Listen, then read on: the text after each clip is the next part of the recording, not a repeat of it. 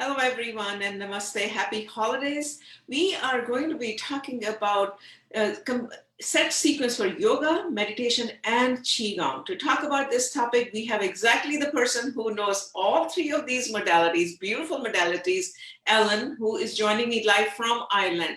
Namaste, and thank you so much, Alan, for joining us. Namaste, Amita. Nice to meet you.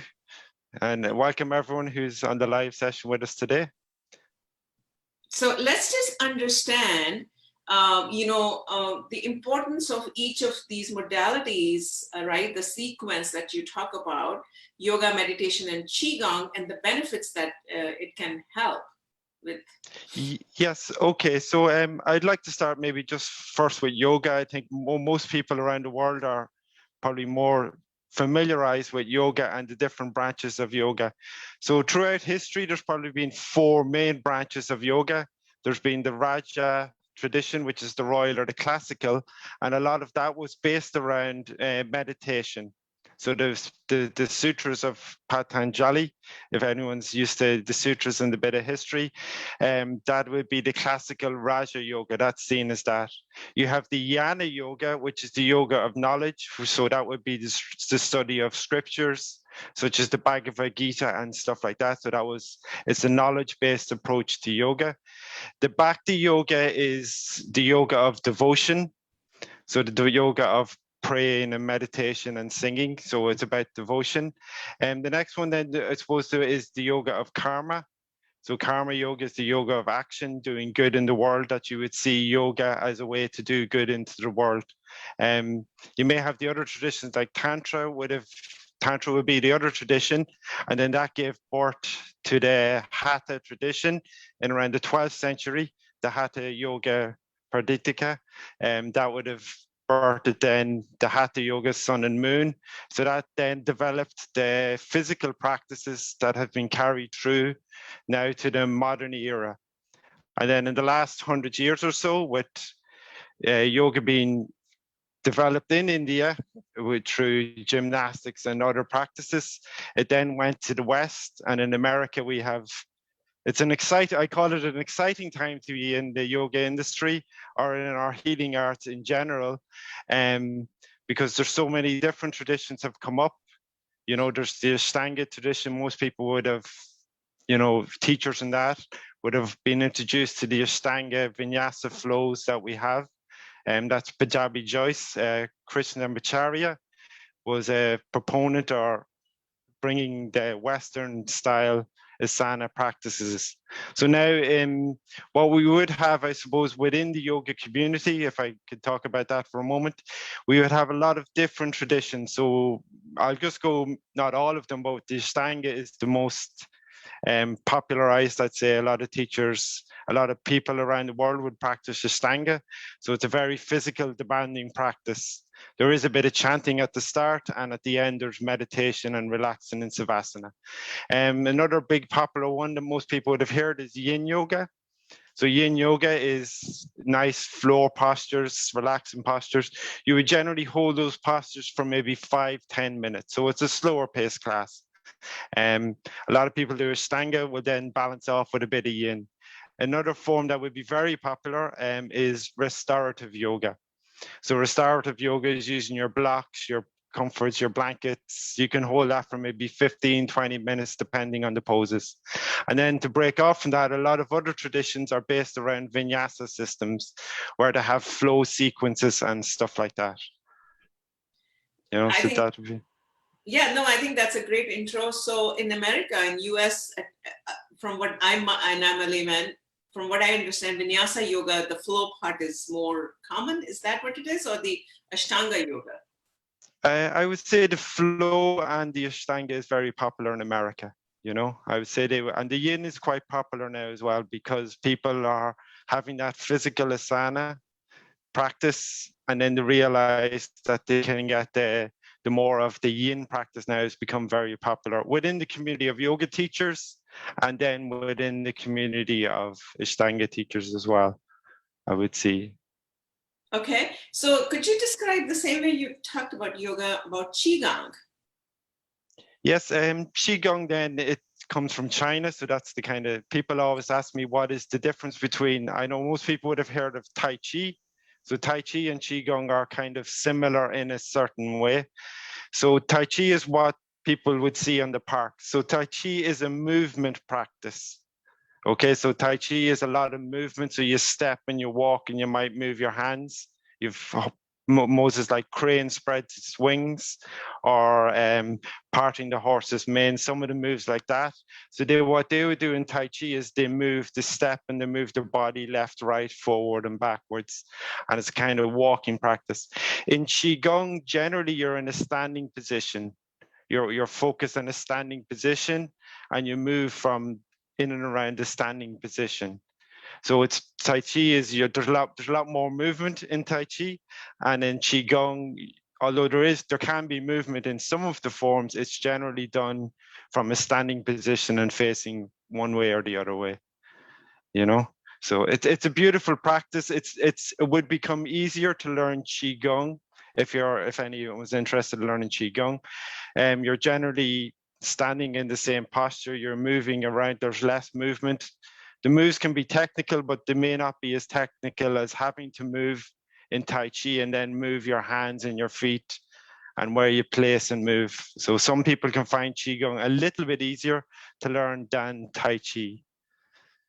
And the history in China then, yeah. No, I was just going to ask you, so Qigong is more stationary, like you said, there's not that much movement. Then Tai Chi is more movement related. And then the yoga is a little bit, the vinyasa one, can have more movement. So these three modalities, which are so beautiful, how would you sync them all together? Like what would be the benefit of doing Qigong versus Tai Chi versus yoga? Yoga has a lot of research now, but I just want to beautifully tie it all together.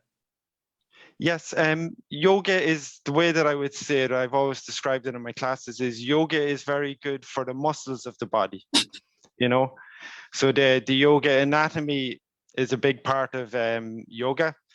And I would feel that you're stretching the muscles of the body. So yoga is very good for, although it does work the joints, it's generally for the muscles of the body. If your hamstrings or your quads or your muscles are getting a full workout.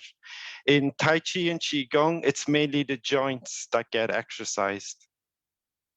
Okay, so your knees, or if you hold, there's one kind of embracing the tree where the hands are like so in front.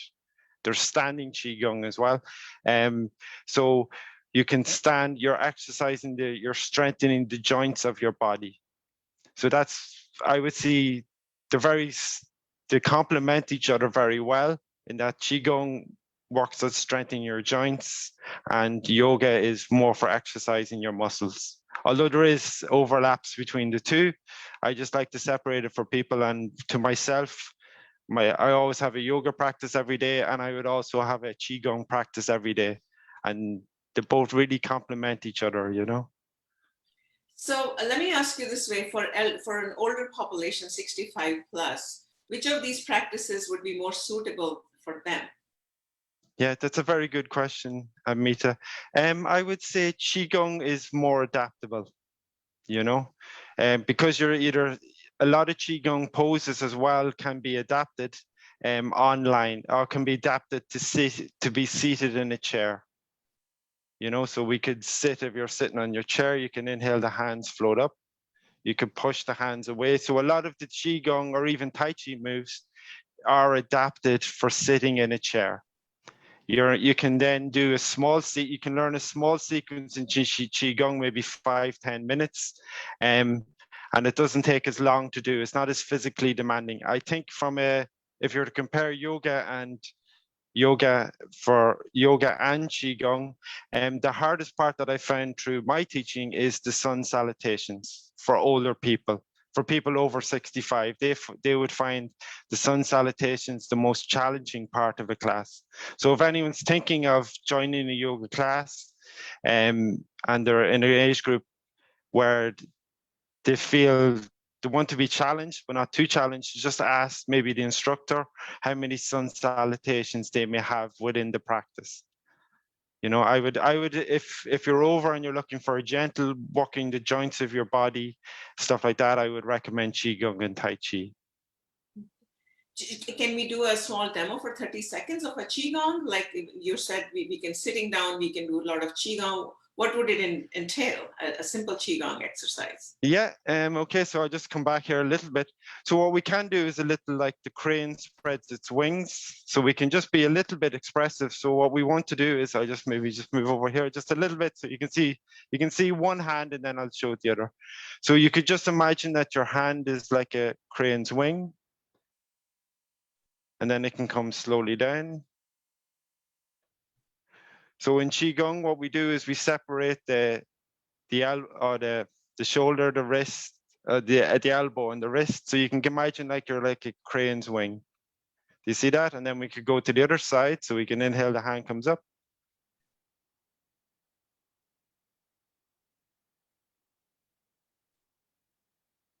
And then if you wanted to, as the hands rest, just do both hands together.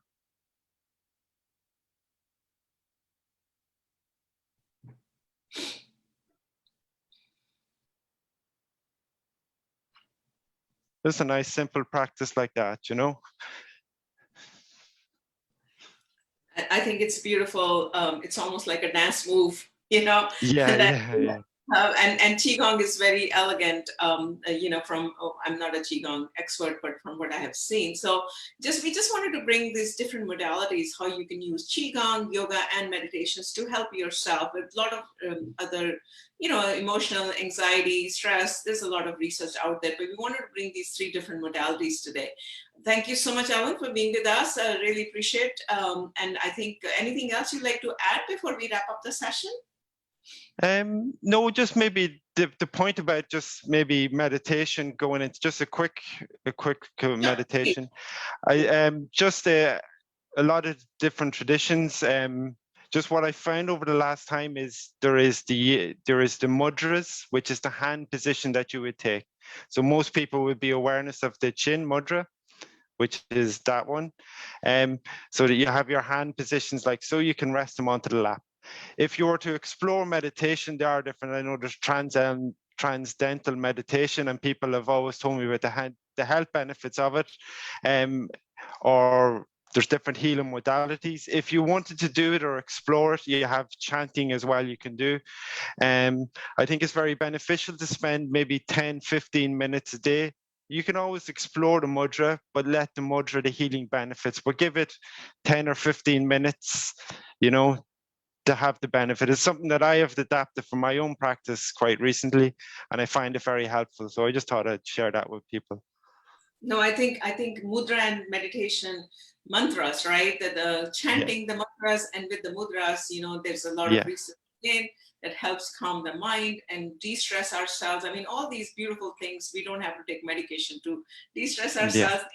Available to us free of cost, and that's what we are propagating and advocating on a daily basis. Thank you so much. Namaste, Alan. Happy holidays. Namaste, Admita. Happy holidays to you. Happy New Year to everyone watching. Yes, thank you. Bye-bye. Thank